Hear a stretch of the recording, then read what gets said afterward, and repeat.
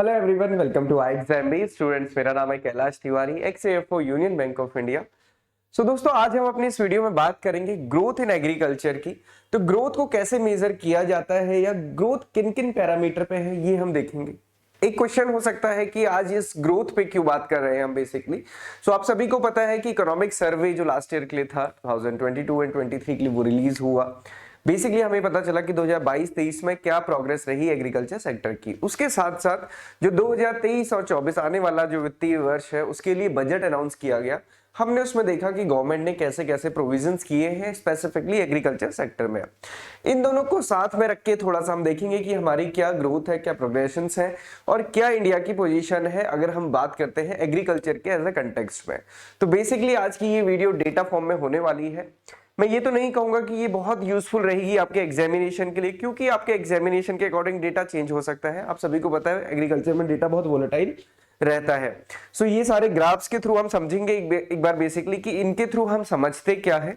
तो इस वीडियो को जस्ट आप ऐसे देखिए कि एक ओवरव्यू एग्रीकल्चर का, कि अभी हम पहले कहां पे थे, अभी हम कहां पे पहुंचे हैं और आगे क्या कंडीशन हमारी हो सकती है। तो ये सारी चीजों को आज हम डिस्कस करेंगे। So again welcome to I exam B. मेरा नाम है Kailash Tiwari, ex AFO Union Bank of India. So दोस्तों, एग्रीकल्चर में अगर हम बात करें, सबसे पहले हम पैरामीटर देखते हैं जीवीए का। सो आप सभी को पता है कि जीडीपी हमारी कंट्री की होती है। जीडीपी में बेसिकली शेयर होता है प्राइमरी सेक्टर जो कि एग्रीकल्चर है, सेकेंडरी सेक्टर जो फिर मैन्युफैक्चरिंग या इंडस्ट्री है, टर्शरी सेक्टर जो कि सर्विस सेक्टर है। सो एग्रीकल्चर सेक्टर या फिर प्राइमरी सेक्टर की हम बात कर रहे हैं, तो सबसे पहली बात आती है कि इसका शेयर कितना है जीवीए में।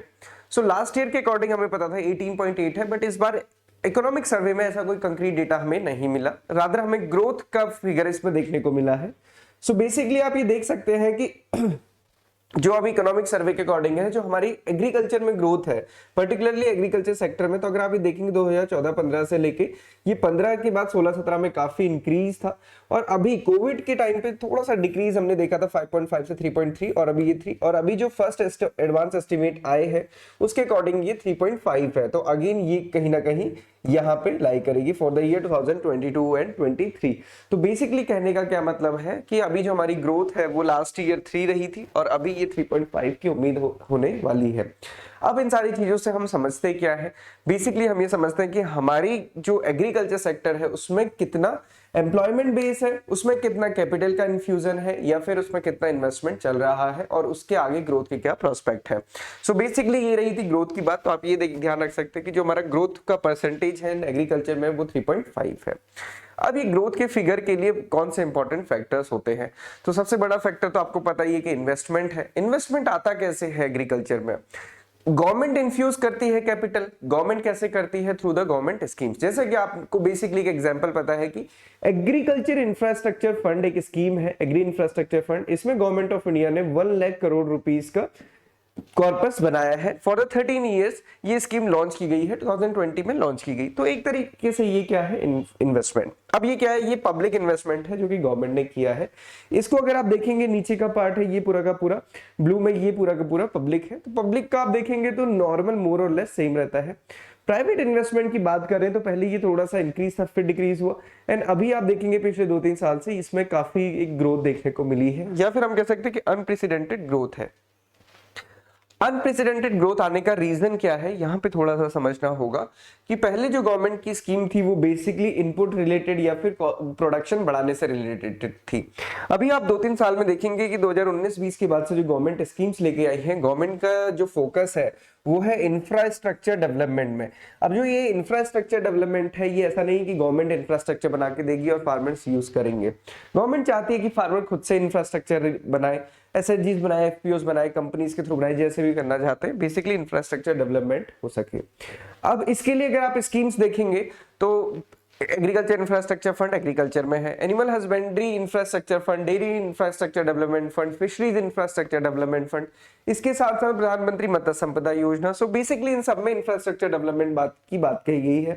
पोस्ट हार्वेस्ट प्रोसेसिंग को बढ़ाने की बात की गई है, सो दैट कि एम्प्लॉयमेंट काफी शेयर इसमें बढ़ सके। तो ये सारी चीजें हैं इसमें।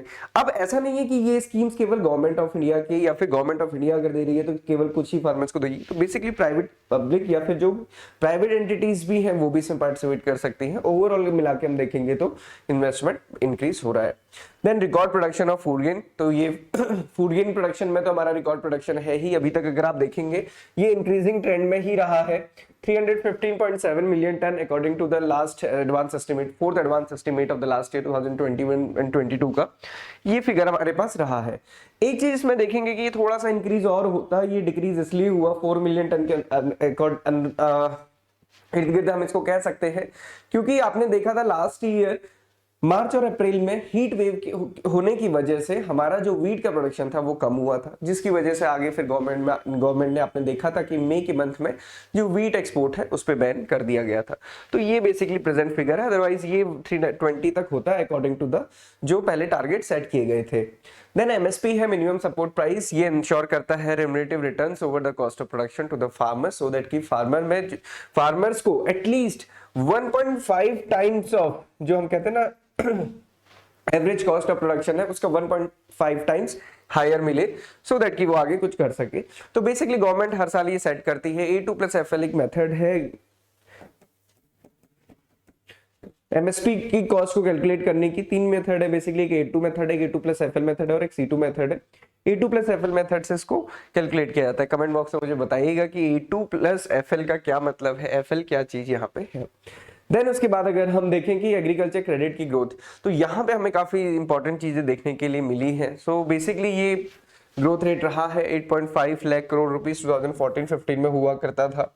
आज के टाइम पे आप देखेंगे तो 18.6 लाख करोड़ रुपीस, और जो अभी बजट आया है 2023-24 के लिए, इसमें ये 20 लाख करोड़ रुपीस कर दिया गया है। सो ये बेसिकली इंक्रीज है, ये increase in institutional credit to the agriculture sector. तो ये बहुत इंपॉर्टेंट चीज है कि गवर्नमेंट बेसिकली फ्लो इंक्रीज कर रही है फंड्स का द एग्रीकल्चर सेक्टर।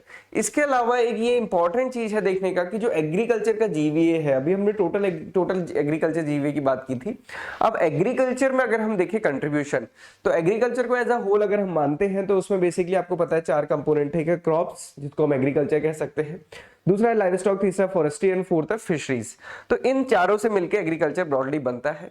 तो इनमें अगर कंट्रीब्यूशन देखेंगे तो पहले से 2011-12 से अगर आप कंपैरिजन देखेंगे तो जो क्रॉप का है या फिर एग्रीकल्चर का है ये डिक्रीज होता जा रहा है, क्योंकि आप सभी को पता है कि आज के टाइम पे बहुत सारे रीजंस है एग्रीकल्चर के कम होने के। एक तो सबसे बड़ा जो इशू है वो यही है कि generation after generation land divide होती जाती है, लैंड का साइज छोटा होता जाता है, वो भी फ्रेगमेंटेड होती है बहुत सारे एरिया में, तो फिर वो बहुत ज्यादा प्रॉफिटेबल नहीं रह जाता है उसमें फार्मिंग। तो डेफिनेटली जो लैंड यूज पैटर्न है वो भी चेंज होता है। इन सारी चीजों की वजह से ये 55.1 अभी एट प्रेजेंट है। मतलब आप देख सकते हैं कि जो टोटल एग्रीकल्चर जीवी है उसमें लगभग 55% एग्रीकल्चर क्रॉप से आता है। उसके अलावा बाकी कहां से आता है ये आपको थोड़ा सा देखना है। लाइव स्टॉक का अगेन सबसे ज्यादा शेयर है। देन उसके अलावा आप देखेंगे फॉरेस्ट्री एंड फिशरीज का, तो फॉरेस्ट्री एंड फिशरीज का अब आप ये देखिए कि ये चीज इंक्रीज होती हुई जा रही है। तो अब ये पहले काफी कम हुआ करती थी, बट अब ये इंक्रीज है। डेफिनेटली एक जगह डिक्रीज है तो दूसरी जगह इंक्रीज होगा। अभी जो डिक्रीज है ये एग्रीकल्चर में है और इंक्रीज हमें कहां देखने के लिए मिल रहा है, सबसे ज्यादा लाइव स्टॉक में और फिशरीज में। फिशरीज में आप सभी को पता है PMMSY के थ्रू इसको काफी ज्यादा एंटिसिपेट किया गया है। तो ये सारी चीजें हैं। इन सारी चीजों को ध्यान में रखते हुए गवर्नमेंट ऑफ इंडिया ने इस बार के लिए बजट जारी किया, जिसमें कि एग्रीकल्चर सेक्टर की बात की। इन दोनों को हमने इकोनॉमिक सर्वे और एग्रीकल्चर बजट को डिस्कस किया है पहले डिटेल में, आप उनको देख सकते हैं। यहाँ पे बेसिकली हम एनालाइज कर रहे हैं। तो बहुत कुछ, या फिर हम कह सकते हैं कि ऐसी कोई नई चीज नहीं थी जिसको देख के कि फार्मर को कुछ लगे कि हाँ इसमें कुछ चीज हमें मिली है, तो ऐसी कोई भी चीज नहीं है। जो एग्जिस्टिंग चीजें चल रही थी वही कंटिन्यू की गई है। गवर्नमेंट का टारगेट है कि कैसे कॉस्ट ऑफ एक्सपेंसेस जो है, या सॉरी एक्सपेंसेस है एग्रीकल्चर में, उनको डिक्रीज किया जाए, चाहे वो फर्टिलाइजर सब्सिडी या कोई सी भी दूसरी सब्सिडी के थ्रू है। तो गवर्नमेंट का एम है कि हम ऐसा कुछ करें कि जिसमें कि एग्रीकल्चर में बेटर जो इन्फॉर्मेशन है वो डिफ्यूजन हो और उसका बेटर यूटिलाइजेशन हो, अल्टीमेटली जो हेल्प हो, एक तो फार्मर की इनकम बढ़े और डेफिनेटली हमारी सब्सिडी का जो बोझ है वो थोड़ा सा कम हो सके। तो बेसिकली ये प्रोग्राम लाया गया है बिल्डिंग डिजिटल पब्लिक इंफ्रास्ट्रक्चर, सारा डेटा डिजिटल करने के लिए हॉर्टिकल्चर प्रोग्राम है। एक ये इंपॉर्टेंट है कि जो making the India's global hub for millets, this is the Shri अन्न। तो जो हमारे न्यूट्री सीरियल्स होते थे, पोषक अनाज होते थे, अब वो श्री अन्न के नाम से जाने जाएंगे। 2023 क्योंकि आप सभी को पता है इंटरनेशनल ईयर ऑफ मिलेट्स हम सेलिब्रेट कर रहे हैं। इंडिया की रिकमेंडेशन पे ये सेटअप किया गया है, 2023 को रिकॉग्नाइज किया गया है ऐसा international year of millets. Okay, तो ये बेसिकली है। टारगेटेड फंडिंग की गई है 20 लाख करोड़ रुपीस की। तो ये एक इंपॉर्टेंट चीज थी। इसके अलावा अगर आप देखते हैं कि India is the second largest producer of the wheat in the world, तो आप देखेंगे 1963-64 के टाइम पे हम 98.5 million tonne produce 98.5 lakh tonne produce कर रहे थे, जो आज हमारा इतना है 1068.4 लाख टन, या फिर मिलियन टन में आप बोलेंगे तो फिर 106.84 मिलियन टन ये हम प्रोड्यूस कर रहे हैं। तो अभी देख सकते हैं कि कितनी ज्यादा ग्रोथ उस टाइम से अभी तक है। ये बेसिकली हो पाया जब ग्रीन रेवोल्यूशन या फिर बाकी जो एग्रीकल्चर में ग्रोथ की वजह से। सिमिलरली पर हेक्टेयर यील्ड, जिसको हम प्रोडक्टिविटी बोलते हैं, ये केजी पर हेक्टेयर में 913 केजी पर हेक्टेयर हुआ करती थी, जो कि अभी 3464 केजी पर हेक्टेयर हो चुकी है। Okay, then similarly India largest producer of the rice, second largest producer of the rice globally है। फर्स्ट प्रोड्यूसर कौन है, कमेंट में बताइएगा। Okay, then India is the fourth largest producer of the oil seed in the world. Similarly pulses में हम first है, 3-4 increase है horticulture production में। तो ये बेसिकली कुछ एस्टिमेट्स थे। इस टाइप से हमने एग्रीकल्चर स्टैटिस्टिक्स आपके साथ डिस्कस किया है, इसलिए मैं यहाँ पे बहुत ज्यादा नहीं लेकर आया। बेसिकली आपको बताना चाहता हूँ कि ग्रोथ जो है वो हर पैमाने में है। ग्रोथ कितनी ज्यादा है और वो कितनी सस्टेनेबल रहेगी, ये ज्यादा इंपॉर्टेंट रहता है हमारे लिए। सो ये था आज के लिए डिस्कस करने के लिए। कुछ क्वेश्चंस आपके लिए है, आप यहाँ पे स्क्रीन को पॉज कर सकते हैं, क्वेश्चन को पढ़ सकते हैं, आंसर कमेंट बॉक्स में जरूर दीजिएगा। What is the growth rate in the agriculture sector according to the first advance estimate of 2022 and 23? कौन सी कंट्री लीडिंग है शुगर प्रोडक्शन में, not sugar cane. International year of millet हम कब celebrate कर रहे हैं। इंस्टीट्यूशनल फार्म क्रेडिट कितना दिया गया है। न्यू नेम क्या गिवन किया गया है न्यूट्री सीरियल्स को। मैंने बहुत स्पीड में क्वेश्चन पढ़े हैं, आपको ऑप्शन शायद ना दिखे होंगे, तो आप थोड़ा सा इसको पॉज कर लीजिएगा, फिर आगे कंटिन्यू कीजिएगा। Okay, so this is all for today. Thank you everyone for watching this video. I hope कि आपको बेसिकली ये समझ आया होगा कि एग्रीकल्चर में ग्रोथ हमको हर पैमाने में दिख रही है, चाहे वो कैपिटल फ्यूजन हो, चाहे प्रोडक्शन की बात हो, चाहे प्रोडक्टिविटी की बात हो।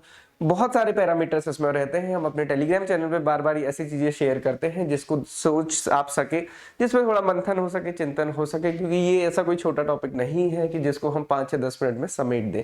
So this is all for today. Thank you everyone for watching this video and have a good day ahead.